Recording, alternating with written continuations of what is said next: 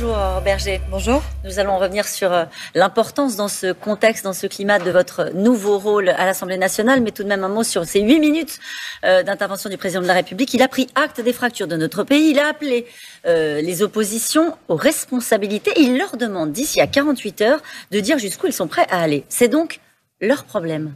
Je crois qu'on a à la fois, nous, une épreuve de responsabilité, mais aussi une épreuve de vérité pour les différents groupes d'opposition et pour les différents partis d'opposition. On sait qu'on est dans une situation qui est complètement inédite depuis les élections législatives, institutionnelles et politiques, puisqu'on n'a pas une majorité absolue. Donc ça veut dire qu'à un moment, nous, notre rôle, c'est d'aller chercher du compromis, d'aller chercher du consensus, mais la responsabilité des oppositions, c'est aussi de dire jusqu'où elles sont prêtes à aller et si, oui ou non, elles sont prêtes à faire une partie du chemin. Mais vous n'avez pas à dire jusqu'où vous êtes prêts à aller, justement pour aller trouver du consensus, justement pour aller trouver du compromis, notamment sur le fond, sur ce que le président a défendu pendant cette campagne présidentielle. Est-ce que vous considérez que c'est un paquet à prendre en l'état ? L'avantage, c'est que nous, on a un projet qui est très clairement identifié, puisqu'il était le même pendant la campagne présidentielle et ce que nous, on a porté pendant la campagne des législatives. Donc on sait, nous, où on souhaite aller pour les Français. Donc sur cette base-là, les oppositions doivent nous dire, est-ce que oui ou non, ils sont prêts à y aller? Si oui, dans quelles conditions? Si oui, jusqu'où? Alors on va vous faire gagner du temps. Ils ont déjà dit non. Ils n'ont pas dit non sur tout. Et je ne pense pas qu'ils diront non surtout, parce que quand le premier projet de loi, vous parliez là, la question des vacances, et donc la question du pouvoir d'achat des Français, c'est justement dédié à ces enjeux-là, c'est-à-dire comment on renforce directement le pouvoir d'achat des Français. Est-ce que les oppositions sont prêtes à aller directement voir les Français en disant, nous, on ne vote pas la revalorisation des retraites, par exemple, au 1er juillet? Je ne pense pas que ce serait un acte de responsabilité très clair. Mais vous, est-ce que vous êtes prêts sur le contenu à faire des compromis sur le fond? C'est ce que je vous ai dit en préalable. Notre sur quel sujet, par exemple? Notre responsabilité, c'est d'aller chercher du compromis. Nous, on a la des question, pistes. C'est avec qui? Avec qui on va chercher ce compromis, puisque vous avez bien vu que les propositions des uns et des autres ne sont pas les mêmes, ne sont pas de même nature. Donc maintenant, il faut parler concrètement. C'est-à-dire, sur le pouvoir d'achat, quelles sont les demandes des oppositions si jamais elles n'étaient pas d'accord sur le fond du texte ou si elles souhaitaient aller plus loin sur certains aspects, sur des réformes plus structurelles, sur la question énergétique et écologique. Mais par exemple, vous êtes prêts à reprendre des propositions de différents partis, des propositions DLR, des propositions qui ont été portées par le Parti socialiste, c'est le principe même d'un compromis. Un compromis ne peut pas être c'est à prendre ou à laisser. Un compromis, c'est accepter aussi que de notre côté, on avance. Et je crois que c'est l'intérêt du pays. Et encore une fois, c'est, je vous dis, une épreuve de vérité pour tout le monde. C'est-à-dire que si nous, on reste statique, ça ne fonctionnera pas. Si on dit c'est à prendre ou à laisser, on est majoritaire, donc la majorité décidera seule. Ça ne fonctionnera pas.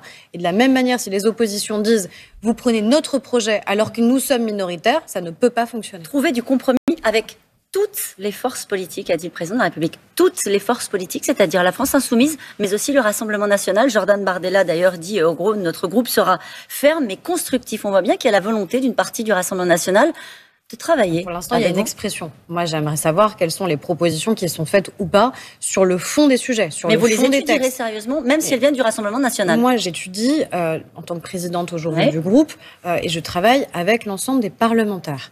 Par contre, ce que je dis, c'est que d'abord, on veut aller chercher du compromis avec les Républicains, qu'ils soient de gauche ou de droite. Si ensuite, en plus des Républicains de gauche et de droite, nous avons des députés qui sont prêts à voter nos textes, c'est leur responsabilité de dire s'ils votent ou s'ils ne votent pas. Mais les projets politiques, évidemment, sont par nature particulièrement éloignés quand ils viennent de l'extrême gauche ou de l'extrême droite. Ça n'est pas à nous d'aller les chercher. C'est à eux de dire si oui ou non, sur certains aspects, ils sont prêts à voter.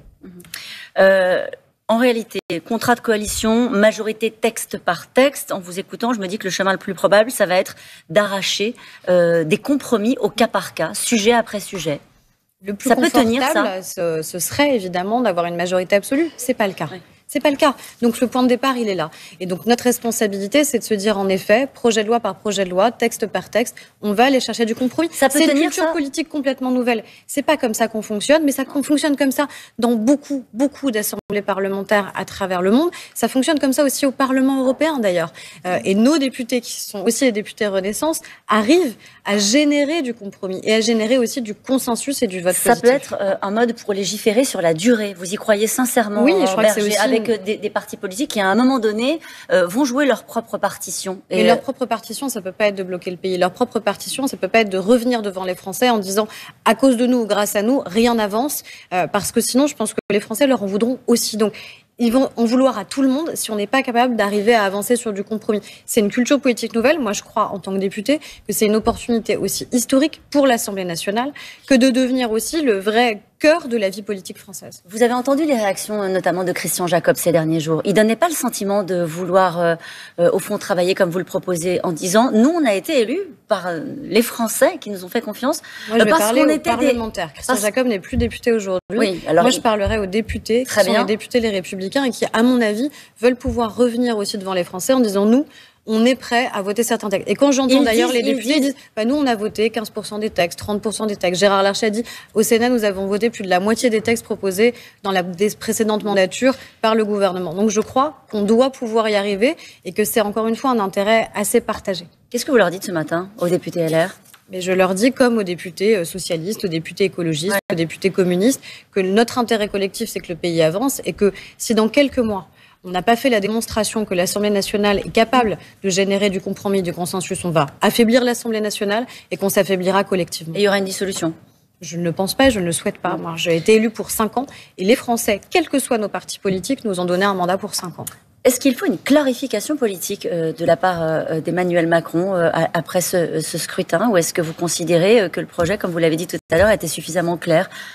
Moi, je crois que le projet est clair parce que justement, on n'a pas eu besoin d'avoir une alliance électorale, on n'a pas fait une tambouille électorale en allant chercher d'autres partis politiques et en dénaturant le projet qui est le nôtre. Après, encore une fois, il y a une clarté sur là où on veut aller. Le président de la République a refixé des priorités qui sont celles qu'on a entendues, nous, pendant nos campagnes sur le pouvoir d'achat, sur la santé, sur les enjeux énergétiques et écologiques. Après, à chacun de savoir quel est le chemin qu'il est prêt à faire. Mais nous aussi, on doit faire une partie de ce chemin. Le paquet pouvoir d'achat, vous en avez dit un mot. Il a aussi parlé de mesures d'urgence pour notre santé, de choix forts sur l'écologie et le climat, c'est-à-dire... Sur la santé, il y a 2 aspects. Il y a la question de l'hôpital public. Comment on fait en sorte que ça redevienne attractif pour les soignants d'y travailler. Comment on a un traitement plus humain de ceux qui y travaillent et de ceux qui y sont accueillis, de revalorisation. Avec un texte avant l'été ? C'est ce qu'on espère, en tout cas. Et puis, tout passe pas d'ailleurs par la loi. Et puis, un autre aspect qui est sur la médecine de ville. La première angoisse des Français aujourd'hui, c'est de dire comment je fais pour avoir un médecin traitant, comment je fais pour avoir accès à des soins de qualité à proximité de chez moi. Vous avez entendu la chronique d'Axel de Tarlé, il y a les vacances qui arrivent, la question du pouvoir d'achat, elle est essentielle, il y a une urgence sur le calendrier. C'est pour ça que c'est le premier texte qu'on veut pouvoir discuter dans les 10 jours qui viennent au sein de l'Assemblée nationale puis du Sénat, sur la question des retraites, sur la question de la rémunération et des salaires, sur la question aussi des prix de l'énergie et de leur blocage. François Bayrou a dit il faut maintenant un profil politique. Il parlait du poste de Premier ministre, il visait naturellement Elisabeth Borne. Est-ce que vous le pensez aussi ? Je crois qu'elle ne manque pas de profil politique, sinon elle ne serait pas là. On n'est pas nommé Premier ministre par hasard. Elle n'est pas un sujet, ça n'est pas un sujet aujourd'hui, le fait de changer de Premier ministre. Juste, ça ne vous a pas échappé non plus que dans ces 8 minutes, le président n'a pas cité une seule fois son nom. De toute façon, la responsabilité, elle revient au président de la République. Ce que je sais, c'est que moi, je suis présidente maintenant du groupe majoritaire à l'Assemblée nationale et qu'on va travailler pour que le président de la République, le gouvernement et le pays avancent. C'était à propos de prononcer cette phrase-là de la part de François Bayrou dans un contexte comme celui-ci. Sincèrement, chacun est responsable des propos qu'il tient.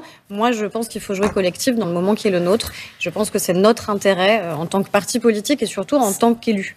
Quelle présidente de groupe de la majorité serez-vous, d'un groupe majoritaire serez-vous ? Vous êtes la première femme à être présidente d'un groupe majoritaire à l'Assemblée nationale. Déjà, c'est un symbole. Il y a une brode privée pressentie pour le perchoir, pour la présidence de l'Assemblée. Ça change quelque chose. Peut-être que justement, c'est le moment que des femmes puissent prendre plus de responsabilités. En tout cas, ça a été le choix de notre groupe majoritaire, que ce soit pour moi-même ou pour Yaël Braun-Pivet. Et ensuite, c'est ce que je vous dis, on est dans un moment qui est complètement inédit. Je crois que c'est une opportunité historique pour l'Assemblée nationale d'exister et d'être vraiment le cœur de la vie politique, et aussi une opportunité pour notre groupe majoritaire de montrer la capacité qu'on a à travailler et à aller chercher du compromis, et on n'a pas la possibilité, le droit à l'erreur sur le sujet. Qu'est-ce que vous voulez changer dans la manière de considérer, de traiter les députés ? De la majorité en particulier. Je crois qu'il y a une envie de démontrer encore une fois ce que vaut la vie parlementaire. Et que la vie parlementaire, c'est ce que je vous disais, elle doit être à l'avant-garde de la vie politique. Et ça n'a pas toujours été le cas dans les 15 ou 20 dernières années. Ça veut dire les députés godillots, c'est fini. Déjà, ils n'ont jamais été godillots. Moi, j'ai été députée pendant 5 ans et la réalité du travail parlementaire, c'est qu'entre le moment où le projet de loi est discuté et le moment où il est voté, les parlementaires travaillent. Les parlementaires amendent, les parlementaires modifient, les parlementaires proposent. Il faut que ça se voit plus, il faut que ça s'entende plus. Est-ce qu'il y a une forme d'état d'âme en ce moment, une forme de fébrilité au sein de la majorité, justement parce que la situation est incertaine, qu'on avance vers au fond un modèle qu'on ne connaît pas en France? Vous savez, quand la situation est incertaine, il ne faut surtout pas de fébrilité, sinon tout s'écroule. Quand la situation est incertaine, on serre les rangs et on avance et on sait pourquoi on le fait. Merci beaucoup, Aurore Bergé.